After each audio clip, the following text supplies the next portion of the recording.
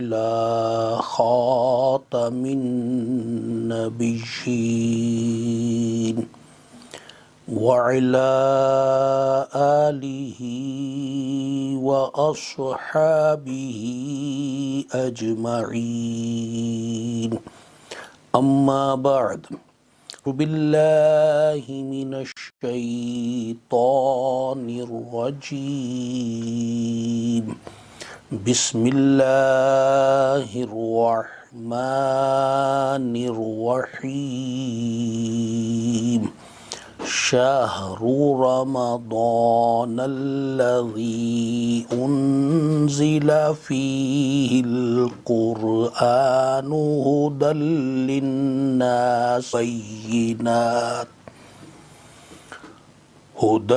للناس وبينات من الهدى والفرقان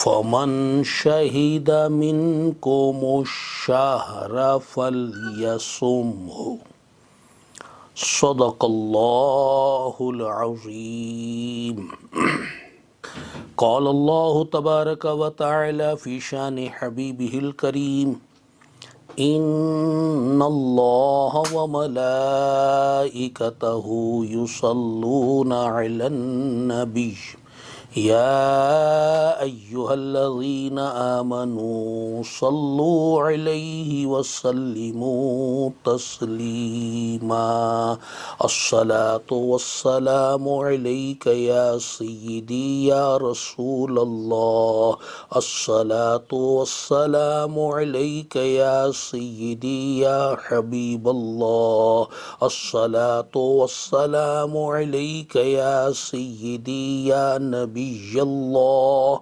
وعلى آلك وصحابك يا سيدي يا نور الله۔ محترم بھائیوں اور بزرگوں اور میری محترم ماؤں بہنوں بیٹیوں، تبلیغ دین کی عالمی تنظیم تبلیغ اسلامی کے زیر انتظام آن لائن اجتماع کا سلسلہ جاری و ساری ہے۔ ماہ رمضان کا کیا کہنا، اس کا ہر لمحہ رحمتوں سے بھرا ہوا ہے۔ یہ اسلامی سال کا 9واں مہینہ ہے اور اللہ تبارک و تعالی جل شانہ نے اس مہینے کے روزے مسلمانوں پر فرض فرمائے ہیں۔ حدیث پاک میں ہے کہ رسول اللہ صلی اللہ تعالی علیہ وسلم نے کل 8 ماہ رمضان کے روزے رکھے، جس میں 5 مہینے 29 دنوں کے تھے اور 3 مہینے 30 دنوں کے تھے۔ بعض محدثین کرام رحمہم اللہ تعالی نے 9 ماہ رمضان کے روزہ کرنا بیان فرمایا ہے۔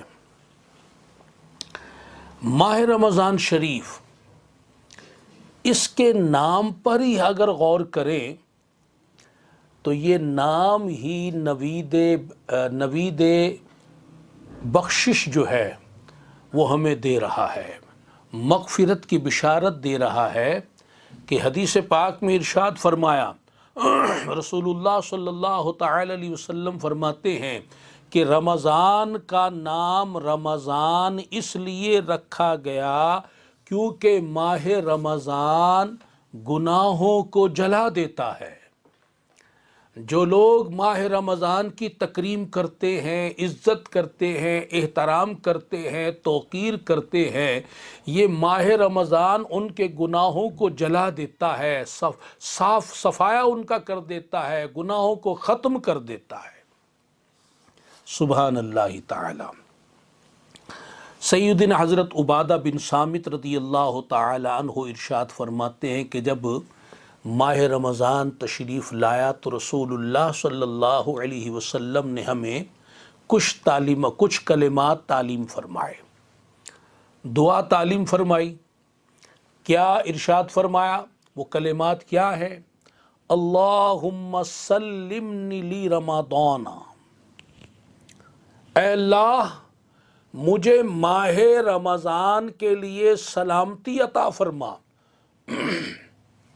کیا مطلب کہ ماہ رمضان میں عبادت کرنے کے لیے، روزہ رکھنے کے لیے، ذکر و اذکار کرنے کے لیے، اللہ تعالیٰ کی عبادت کرنے کے لیے، شب بیداری کرنے کے لیے، رات کا قیام کرنے کے لیے اے اللہ مجھے سلامتی عطا فرما، صحت و تندرستی عطا فرما، طاقت و قوت عطا فرما، ہمت عطا فرما، توفیق عطا فرما، سلامتی عطا فرما.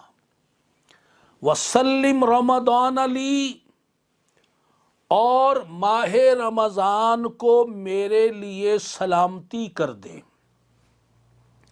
میرے لیے سلامتی کر دے کہ یہ مہینہ میرے لیے رحمت والا مہینہ ہو، بخشش والا مہینہ ہو، برکت والا مہینہ ہو، سعادت پانے والا مہینہ ہو، نوازشات کے نزول کا مہینہ ہو. یہ مہینہ میرے لیے سلامتی کر دے. وَسَلِّمْهُ لِي مُتَقَبِّلًا، اور یہ جو آنے والا ماہ رمضان ہے اس کو میرے لیے سلامتی والا بنا دے.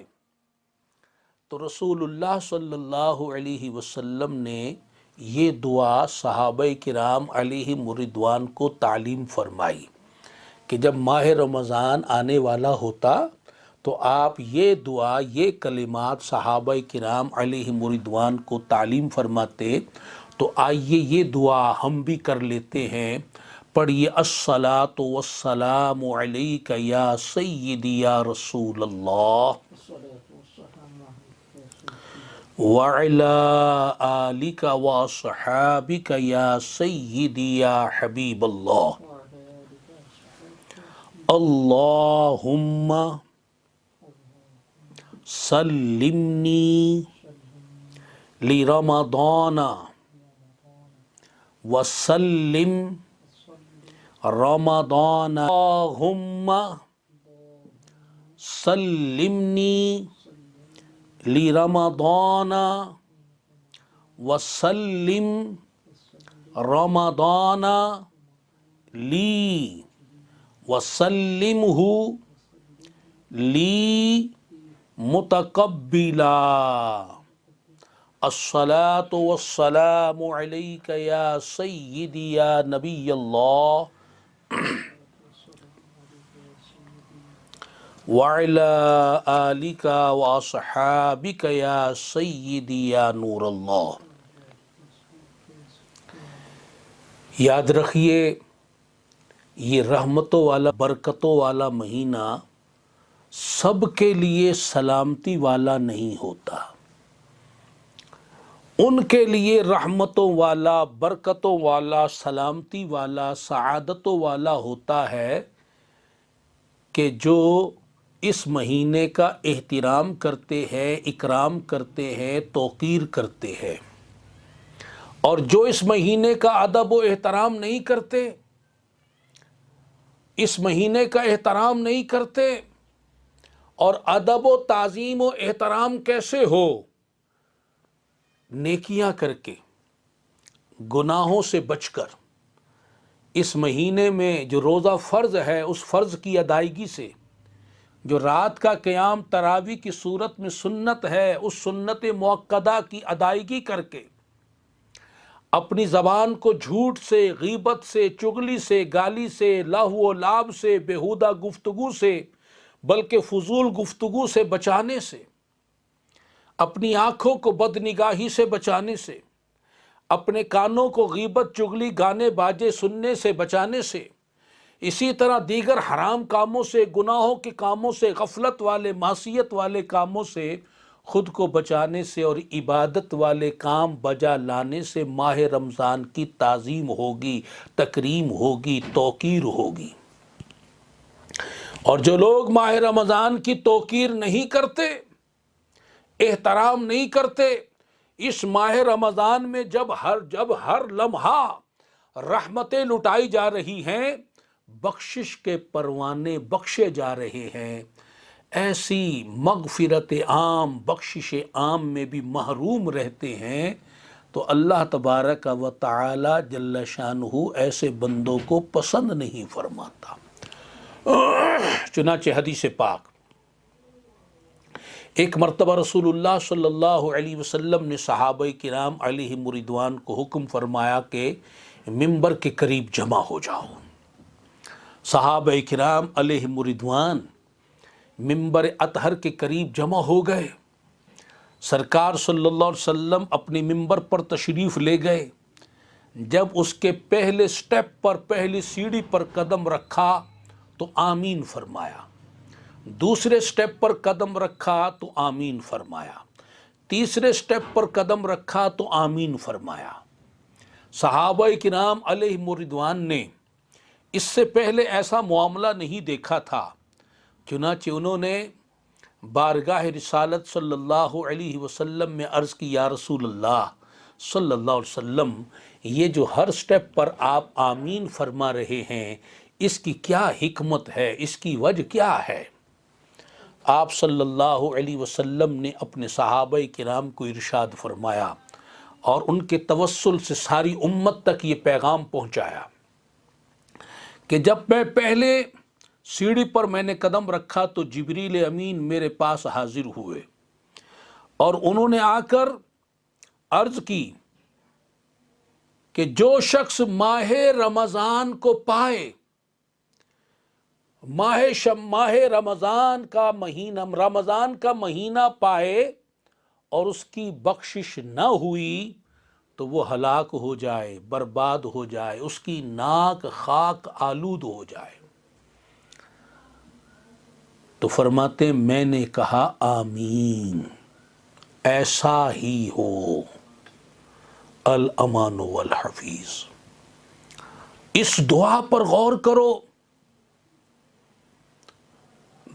اس دعا کے لیے بھیجنے والا اللہ تعالی ہے جبریل امین کو، اور جبریل جو تمام فرشتوں کے سردار سید المعصومین ہے، فرشتوں کے سردار ہیں، وہ دعا کر رہے ہیں، اور امام النبیین امام المرسلین صلی اللہ تعالی علیہ وسلم اس دعائے ضرر پر آمین کی مہر ثبت کر رہے ہیں۔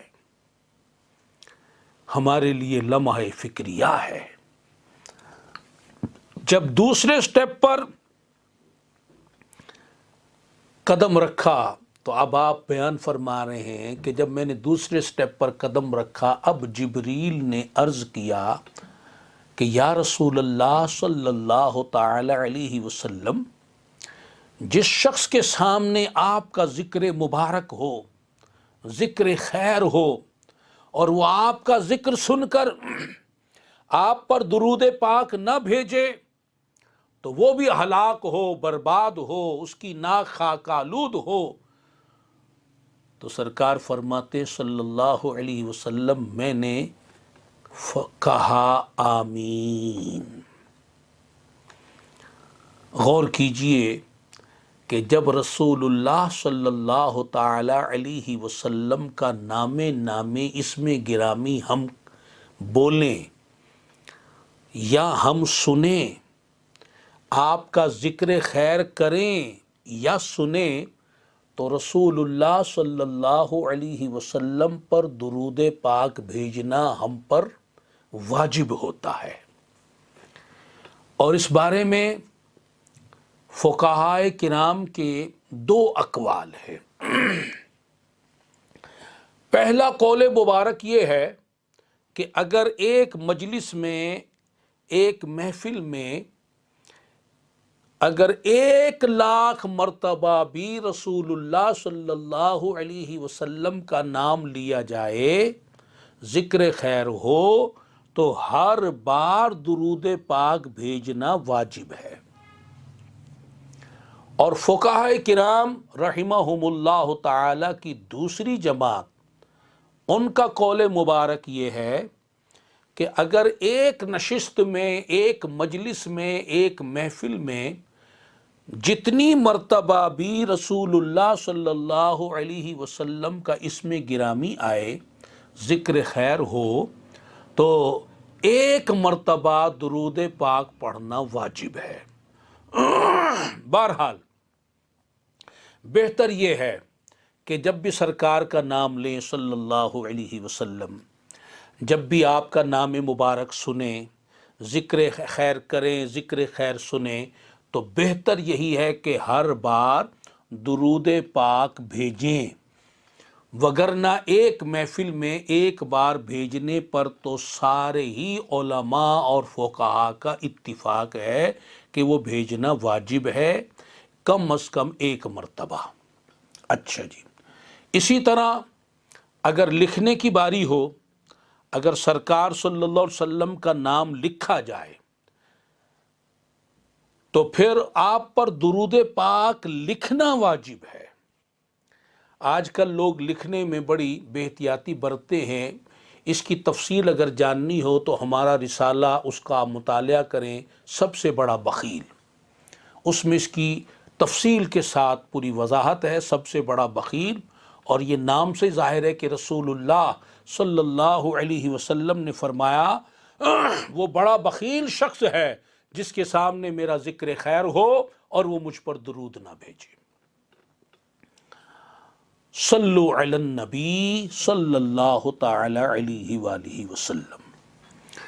تو دو سٹیپ کی بات سرکار نے وضاحت فرما دی کہ پہلے سٹیپ پر ماہ رمضان کے حوالے سے بات کی جبریل امین نے، دوسرے سٹیپ پر یہ بات بیان کی کہ جس کے سامنے آپ کا ذکر خیر اور وہ آپ پر درود نہ بھیجے وہ ہلاک ہو، برباد ہو، اور تیسرے سٹیپ پر جب قدم رکھا تو اب جبریل عرض گزار ہوئے کہ جو شخص اپنے والدین میں سے دونوں یا کسی ایک کو بڑھاپے کی حالت میں پائے اور وہ والدین اس کی بخشش نہ کرائیں تو وہ بھی ہلاک ہو جائے، برباد ہو جائے، اس کی ناک خاک آلود ہو جائے۔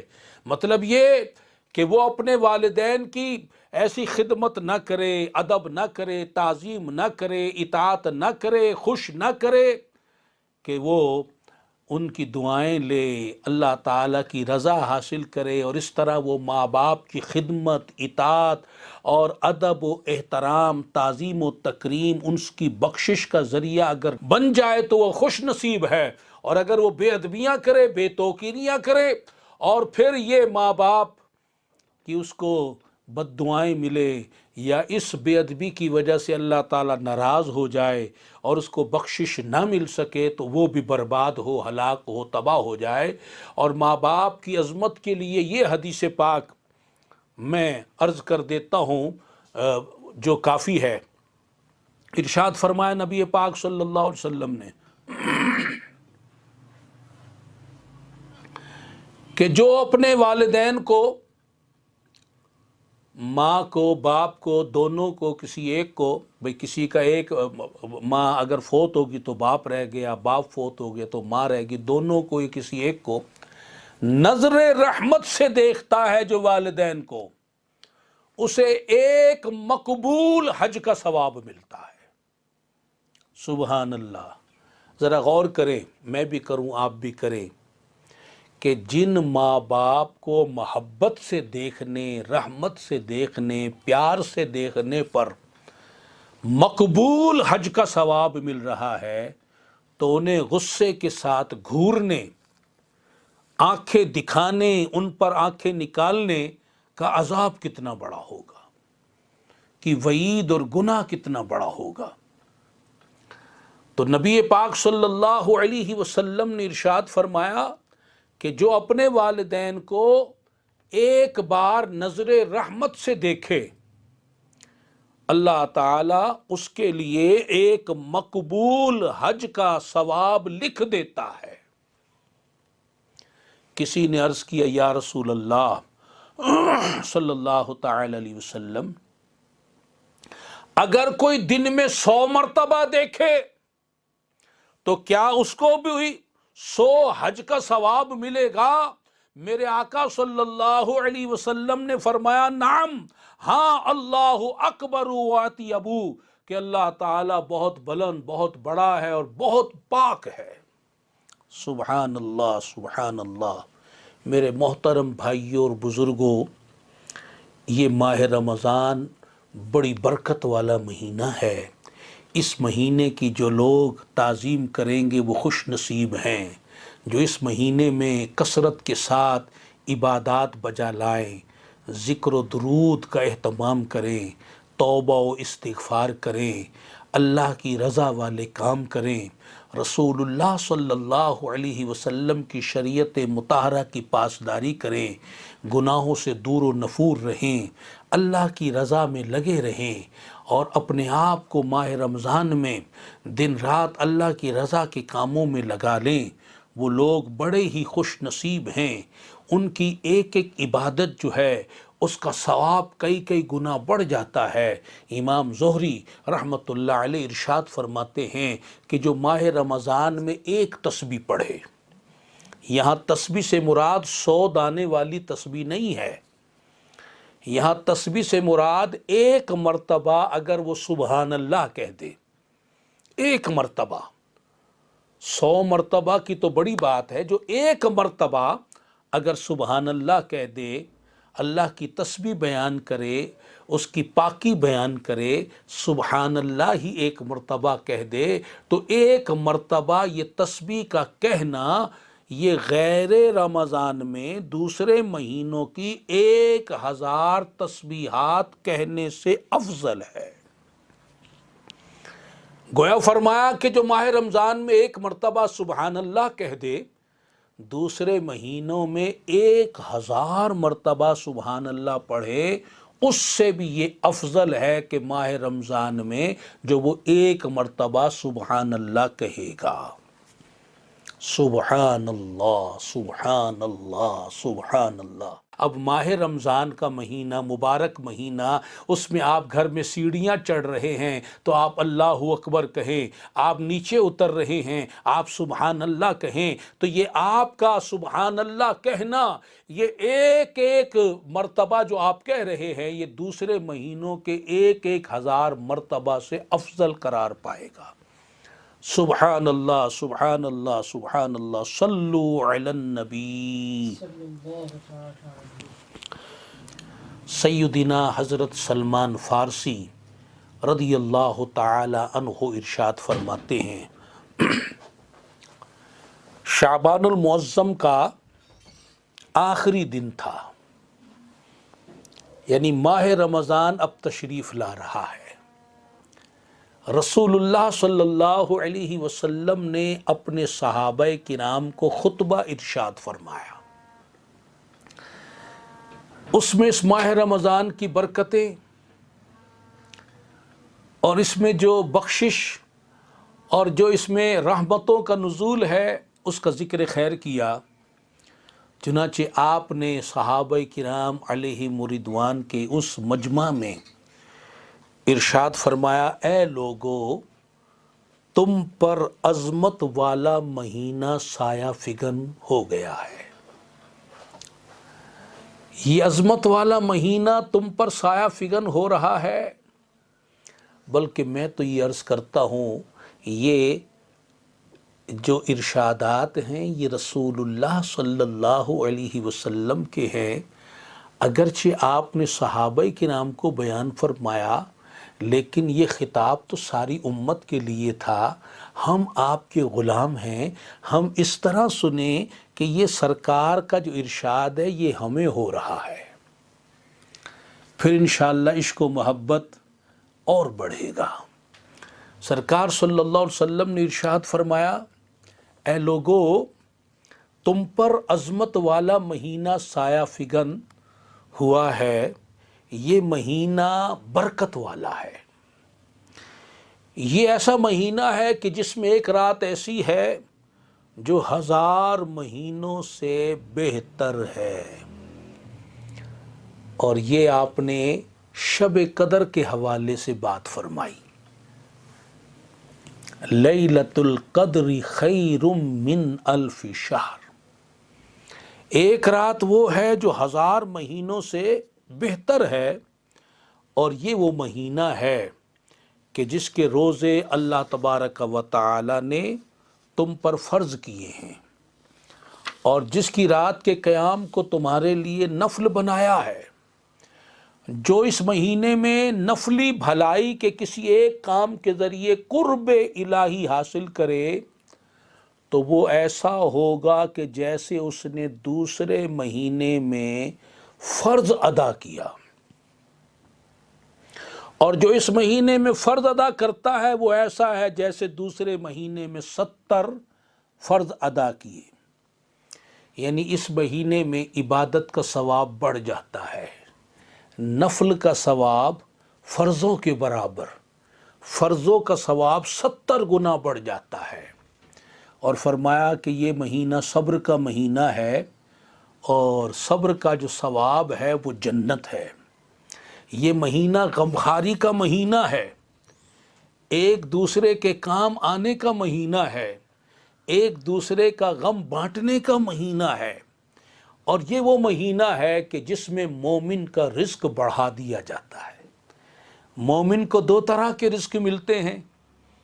آپ بیان سن چکے کہ ہمارا دنیاوی وجود 3 چیزوں کا مرکب ہے، جسم کا، قلب و روح کا اور نفس کا، اور ان تینوں چیزوں کی غذائیں بھی ہیں۔ تو اللہ تبارک و تعالی مومن کے رزق میں اضافہ فرماتا ہے، جسمانی رزق میں بھی اضافہ ہوتا ہے۔ آپ دیکھ لیں کہ سحری اور افطاری کس طرح اس کا اہتمام ہوتا ہے۔ اس کے علاوہ بھی 11 مہینے ہیں، ان 11 مہینوں میں ایسا اہتمام نہیں ہوتا جو خاص طور پر اس مہینے میں ہوتا ہے۔ ہمارے جسم کی جو غذا ہے، ہمارے جسم کا جو رزق ہے، اللہ تعالیٰ اس میں بھی اضافہ فرما دیتا ہے، اور ہمارے قلب و روح کی جو غذا ہے، ہمارے قلب و روح کا جو رزق ہے، عبادت، محبت الہی، اطاعت الہی، لقائے الہی، اسی طرح معرفت الہی، یاد الہی، عبادت الہی، اس میں بھی اضافہ ہو جاتا ہے۔ تو فرمایا کہ اس مہینے میں مومن کا رزق بڑھا دیا جاتا ہے۔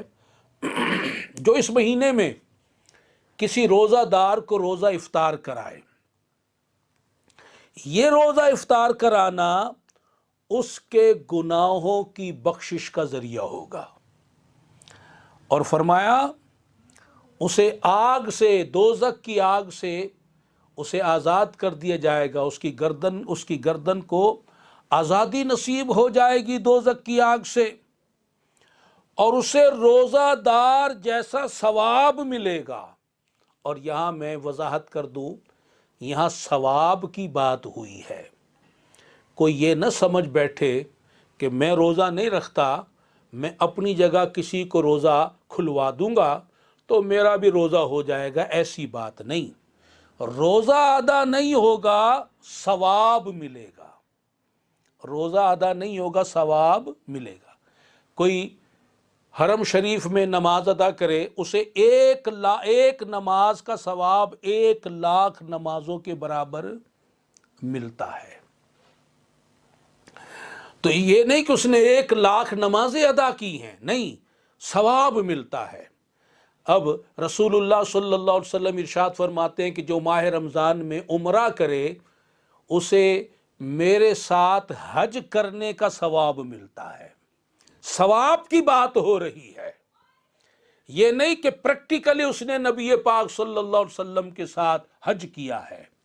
تو یہاں بھی ثواب کی بات ہو رہی ہے کہ جو کسی کو روزہ افطار کرائے گا اس کی بخشش بھی ہوگی، جہنم سے آزادی بھی ملے گی، اور اسے روزہ دار روزے کا ثواب بھی ملے گا، اور جس کا روزہ اس نے کھلوایا ہے، اللہ کی رحمت دیکھیے اس کے روزے کے ثواب میں کچھ بھی کمی واقع نہیں ہوگی۔ ہم نے عرض کی یا رسول اللہ صلی اللہ علیہ وسلم، صحابہ فرماتے کہ ہم نے عرض کی یا رسول اللہ صلی اللہ تعالی علیہ وسلم، ہم میں سے ہر شخص اتنی طاقت نہیں رکھتا، اتنی استطاعت نہیں رکھتا کہ جو روزہ دار کو روزہ افطار کرائے۔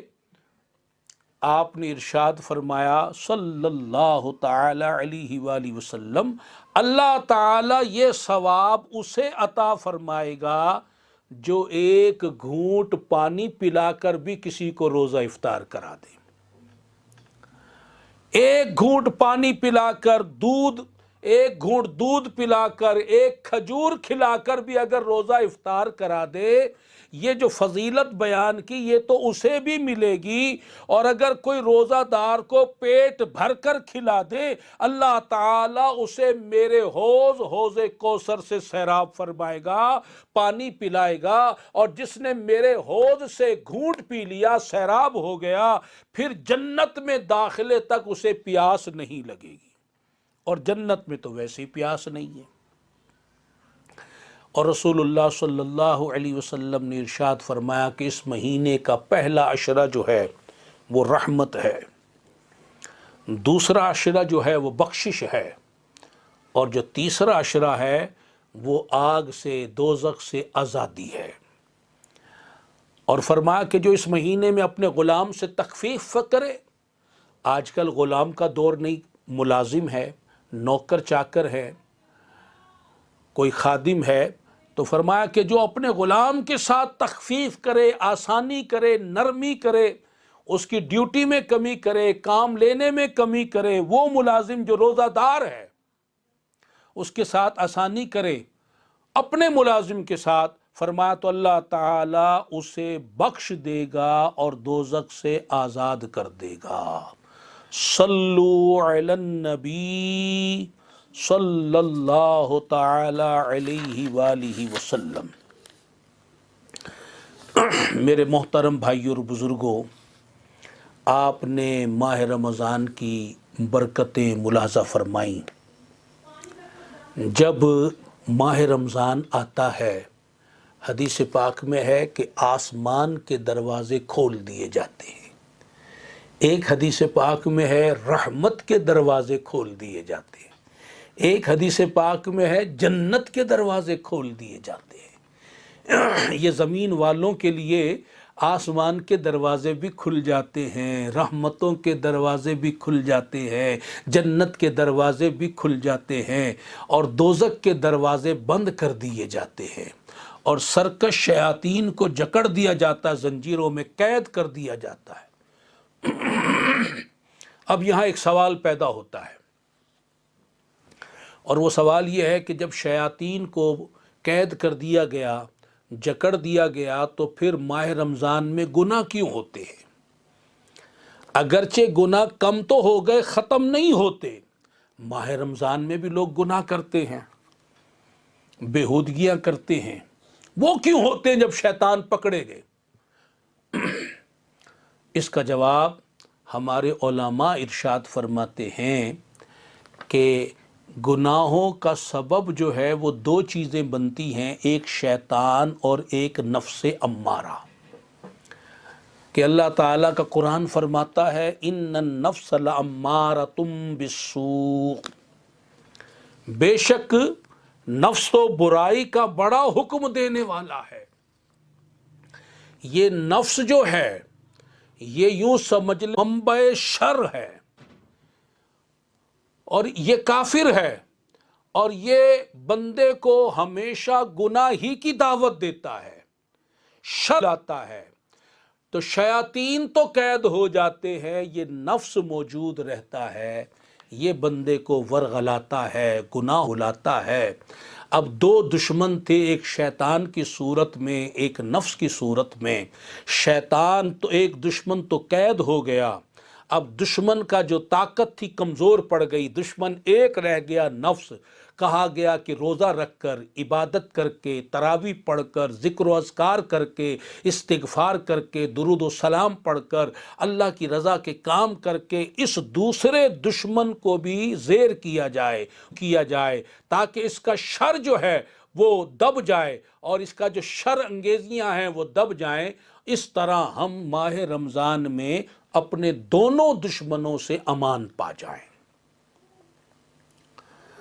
اور رسول اللہ صلی اللہ علیہ وسلم نے ہمیں یہ بھی بشارت دی کہ ابتدائے سال سے ماہ رمضان رخصت ہوا، اور اس کے رخصت ہوتے ابتدائے سال سے آخر سال تک جنت سجائی جاتی ہے، جنت سجائی جاتی۔ جب رمضان شریف کا پہلا دن آتا ہے تو جنت کے پتوں سے عرش کے نیچے ایک ہوا چلتی ہے حور عین پر،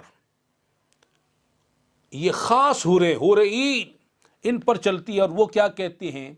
وہ کہتی ہیں اے رب تو اپنے بندوں میں سے ہمارے لیے ان کو شوہر بنا کہ جو ہمیں دیکھیں تو ان کی آنکھیں ٹھنڈی ہو جائیں، اور جب ہم انہیں دیکھیں تو ہماری آنکھیں ٹھنڈی ہو جائیں۔ سبحان اللہ، سبحان اللہ، سبحان اللہ، سبحان اللہ۔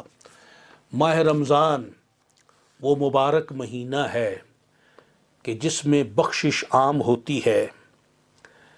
آپ نے شب برات کے بیان میں سنا کہ اس رات بھی غروب آفتاب سے لے کر صبح صادق تک، طلوع فجر تک اللہ تعالی کی جانب سے صدائیں بلند کی جاتی ہیں، ہے کوئی بخشش کا طالب، ہے کوئی بیمار، ہے کوئی پریشان حال، اس طرح کی دعائیں، اس طرح کی صدائیں دی جاتی ہیں۔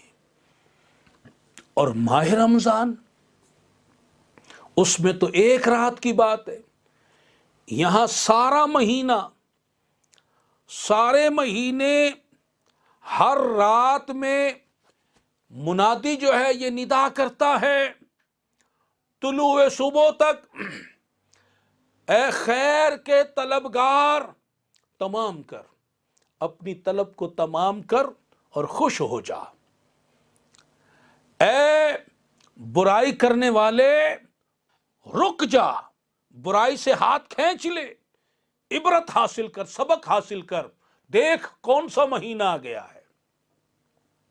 ہے کوئی بخشش کا طالب جس کو آج رات بخش دیا جائے، ہے کوئی توبہ کرنے والا جس کی توبہ قبول کر لی جائے، ہے کوئی معافی مانگنے والا جسے معاف کر دیا جائے، ہے کوئی سوالی جس کے سوال کو پورا کیا جائے، جس کے دامن کو اس کی مرادوں سے بھر دیا جائے۔ اور اللہ تبارک و تعالی ماہ رمضان میں روزانہ افطار کے وقت 60,000 گناہگاروں کو دوزخ سے آزاد فرما دیتا ہے۔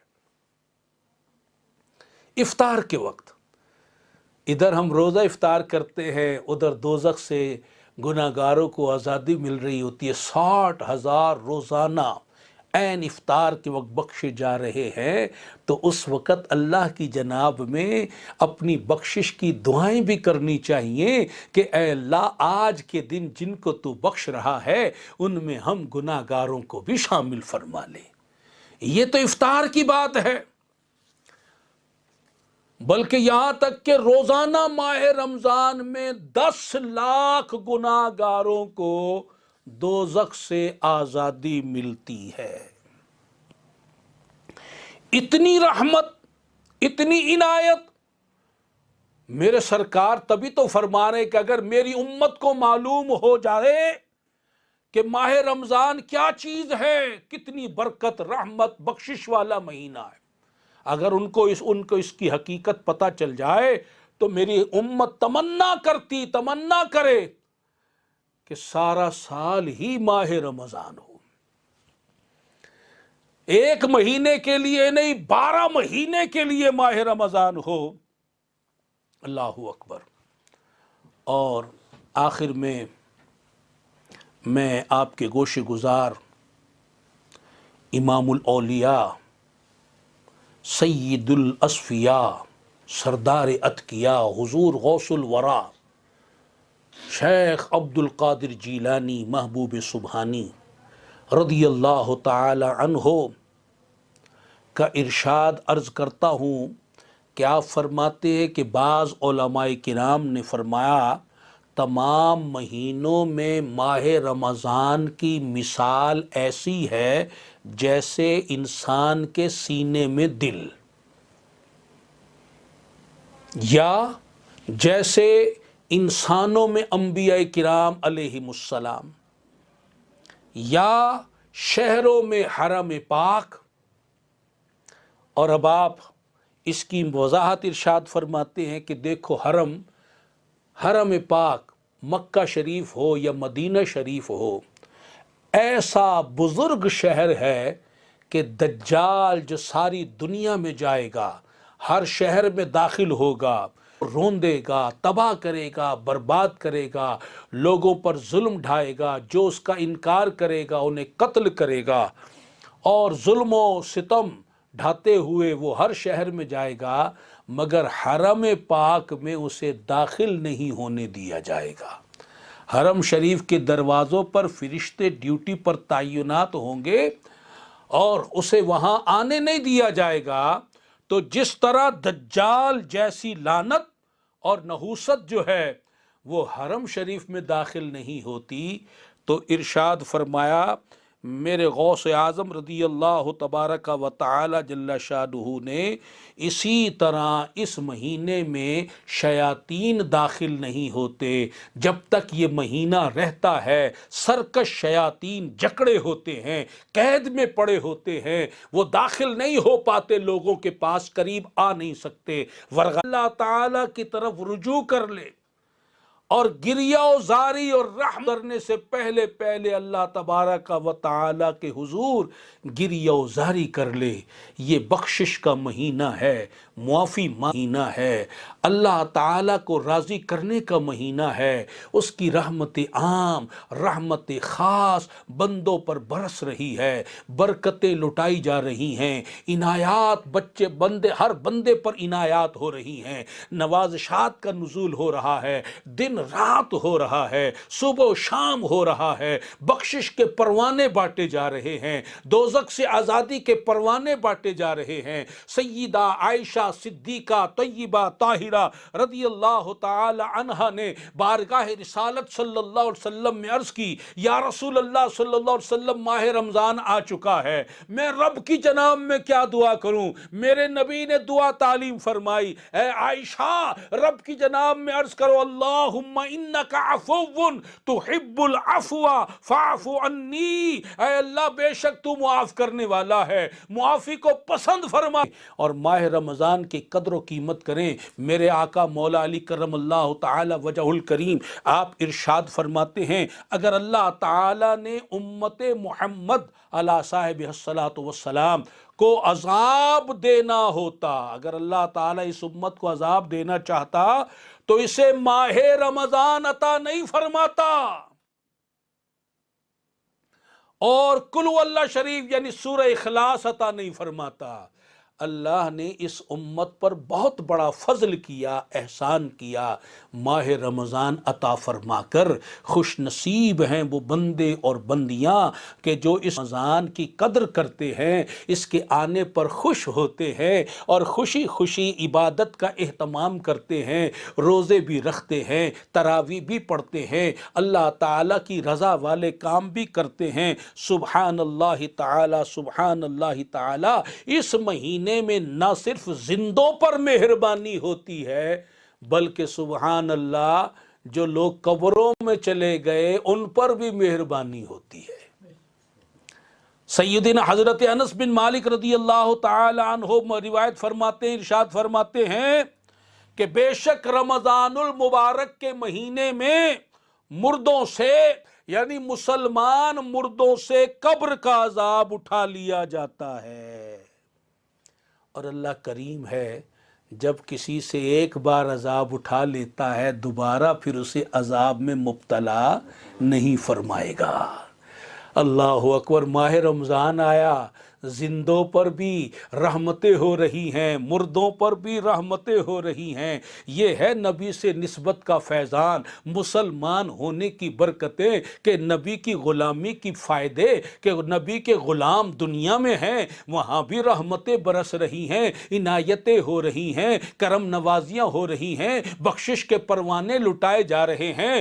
اگر مسلمان قبرستان میں بھی ہیں، قبروں کے اندر بھی ہیں، تو وہاں بھی بخشش کے پروانے لٹائے جا رہے ہیں، عذاب قبر ان سے دور کیا جا رہا ہے۔ جب عذاب قبر دور ہوگا تو وہ جو ان کی قبر دوزخ کا گڑھا بنی ہوئی تھی وہ جنت کا باغ بن جائے گی. وہ قبر جس کے اندر سانپ بچھو تھے وہاں تو رحمتوں کی ہوائیں آئیں گی, جنتی حوریں آ جائیں گی, غلمان آ جائیں گے. وہاں جو دوزخ کی کھڑکی کی ہوا آ رہی تھی وہاں جنتی میں ہوائیں اور خوشبوئیں آنا شروع ہو جائیں گی, اور وہ قبریں جو ہیں وہ جنت کے باغات بن جائیں گی. تو ماہ رمضان کیا تشریف لے آیا, سبحان اللہ سبحان اللہ. رمضان کے تشریف لانے سے بہاریں آ گئیں, رحمتیں چھا گئیں, عنایتیں ہونے لگی. اس لیے یہ بخشش کا مہینہ جو ہمارے درمیان اب آ رہا ہے تو ہم ایک دوسرے کو مبارکباد بھی دیں, ایک دوسرے سے اپنے لیے دعا بھی کرائیں, اور اس مہینے کا خوب احترام کریں اور خوش ہو جائیں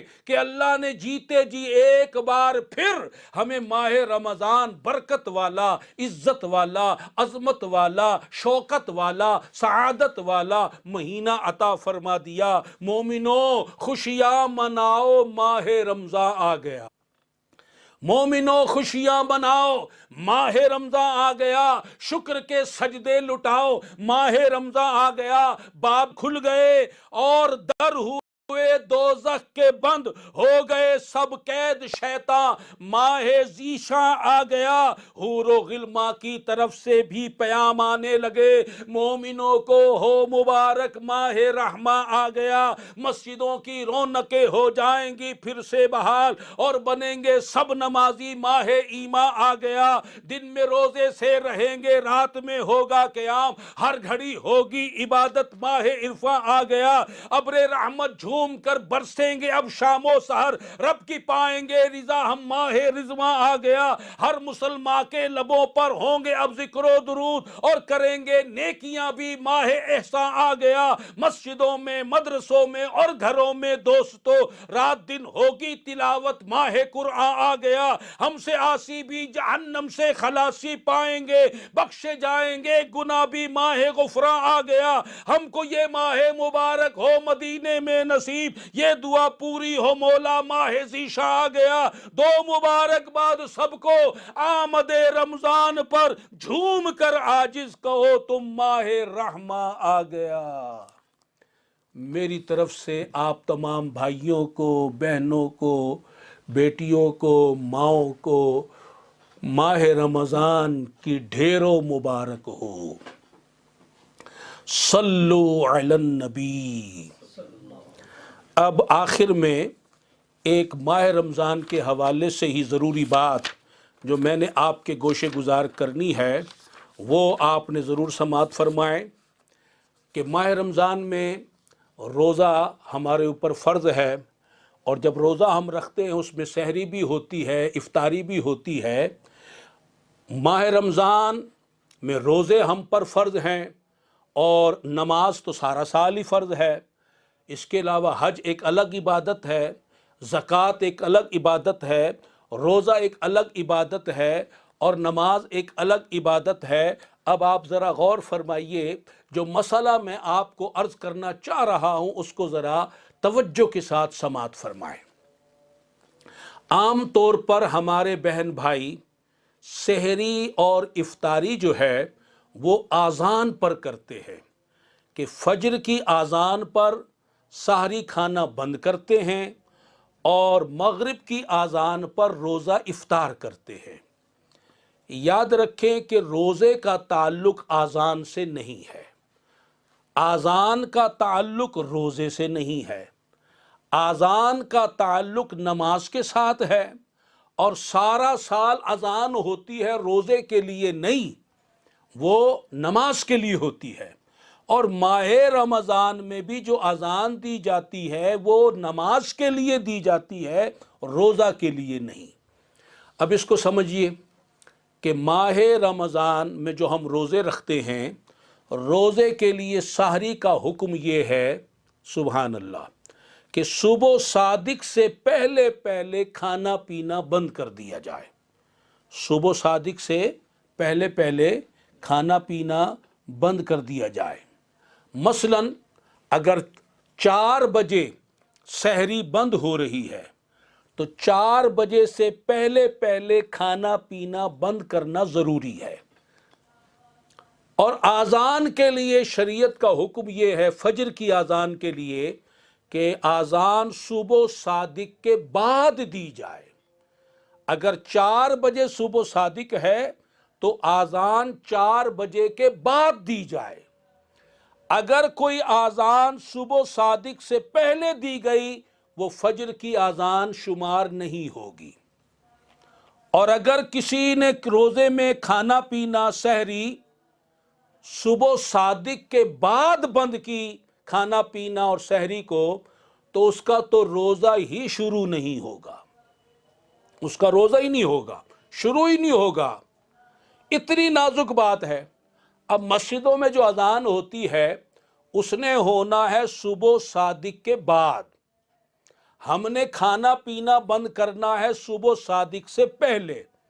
اب جو لوگ فجر کی اذان پر سحری بند کرتے ہیں، کھانا پینا بند کرتے ہیں، اگر اذان اپنے وقت پر ہوئی ہے صبح صادق کے بعد تو ان لوگوں کا تو روزہ ہی شروع نہیں ہوگا، روزہ برباد ہو گیا۔ وہ روزہ تو رکھا مگر سارا دن فاقے سے رہے، روزہ شمار ان کا نہیں ہوگا۔ اس لیے اپنے روزوں کو برباد نہ کریں۔ اذان نماز کے لیے ہوتی ہے، روزہ بند کرنے کے لیے نہیں ہوتی۔ اور پھر ماہ رمضان کے اندر عجیب و غریب جنتریاں بھی آ جاتی ہیں، اور روزے سحر افطار کے کیلنڈر ہر کمپنی اپنی مشہوری کے لیے جہاں سے بھی ٹائم ٹیبل ملا اٹھا کر چھاپ دیا۔ اور پھر اس کے علاوہ بھی مسجدوں کے اندر بھی جو اذانیں ہوتی ہیں وہاں گھڑیاں کسی کی 1 منٹ آگے، کسی کی 2 منٹ آگے، یہ سلسلہ چلتا ہے۔ تو نہ تو ان جنتریوں پر اعتبار کریں، نہ ان کیلنڈروں پر اعتبار کریں، نہ ٹی وی پر بیٹھنے والوں پر اعتبار کریں کہ وہ اذان دیں گے، کہ وہ ان کی اذان پر اعتبار نہ کریں، نہ مسجد کی اذان کے پیچھے جائیں کہ کئی لوگ تو اذانیں ہو رہی ہیں کھا پی رہے ہیں۔ اپنی گھڑی کے ٹائم کو درست رکھیں، اپنی گھڑی کے ٹائم کو۔ اور آج کل تو موبائل ہیں اور موبائلوں کے اوپر میں بھی گھڑی موجود ہے، تو اپنے ٹائم درست رکھیں۔ اور صبح صادق کا جو وقت ہے احتیاطاً 3 4 5 منٹ پہلے ہی کھانا پینا بند کر دیا جائے، احتیاط اسی میں ہے۔ اور غروب آفتاب کا جو وقت ہے اس سے 2 4 منٹ کے بعد غروب آفتاب کے پھر روزہ افطار کر لیا جائے۔ اسی میں ہمارے روزوں کی حفاظت ہے۔ افطار میں بھی اور سحری میں بھی اس بات کا لحاظ اور خیال رکھا جائے۔ اللہ تبارک و تعالی ہم پر اپنی مہربانی فرمائے، اور آج کے جو بیان ہوا اس کو قبول فرمائے۔ اس مہینے میں اللہ تعالیٰ اپنی رحمت سے ہمیں اپنی عبادت کرنے کی توفیق عطا فرمائے۔ الحمدللہ رب العالمین، والصلاة والسلام علی خاتم النبیین وعلی آلہ واصحابہ اجمعین۔ اللہم انت السلام ومنک السلام والیک یرجع السلام، حینا ربنا بالسلام وادخلنا دار السلام، تبارکت ربنا وتعالیت یا ذا الجلال والاکرام۔ یا ربنا یا ربنا یا ربنا یا ربنا یا ربنا، ہماری آج کی اس حاضری کو اپنی بارگاہ میں قبول فرما۔ اے اللہ تو ہمارے صغیرہ کبیرہ گناہ بھی بخش دے، جو گناہ ہمیں یاد ہیں وہ بھی بخش دے، جو ہم بھول بیٹھے وہ بھی بخش دے۔ ہمارے نامہ اعمال سے گناہوں کی سیاہی کو، گندگی کو دور فرما دے۔ اے اللہ ہمیں ہماری دائمی بخشش فرما دے۔ اے اللہ ہمارے نظریات کو درست فرما۔ اے اللہ ہمیں رسول اللہ صلی اللہ علیہ وسلم کے عطا کردہ نظریہ تعلیمات پر چلنے کی توفیق عطا فرما۔ یہود و نصارہ کے نظریات، تعلیمات، فیشن، طور طریقوں سے بچا۔ اے اللہ ہمیں اپنا پسندیدہ بندہ بنا، ہم سب کو دین کی فکر کرنے والا، دین پر عمل کرنے والا اور دین اسلام کی تبلیغ کرنے والا اپنا پسندیدہ بندہ اور نبی پاک صلی اللہ علیہ وسلم کا سچا غلام بنا۔ اللہم ربنا آتنا فی الدنیا حسنہ وفی الآخرۃ حسنہ وقنا عذاب النار۔ دعا کے لیے جس کسی نے کہا ہے، دعا کے لیے جس کسی نے کہا ہے، دعا کے لیے جس کسی نے کہا ہے، ہر ایک اس کی بگڑی بنا میرے مولا، ہر ایک اس کی بگڑی بنا میرے مولا، ہر ایک اس کی بگڑی بنا میرے مولا۔ وصلی اللہ تعالی علی حبیبہ خیر خلقہ ونور عرشہ محمد وعلی آلہ وصحبہ اجمعین برحمتک یا ارحم الراحمین۔ لا الہ الا اللہ محمد الرسول اللہ صلی اللہ تعالی علیہ وآلہ وسلم۔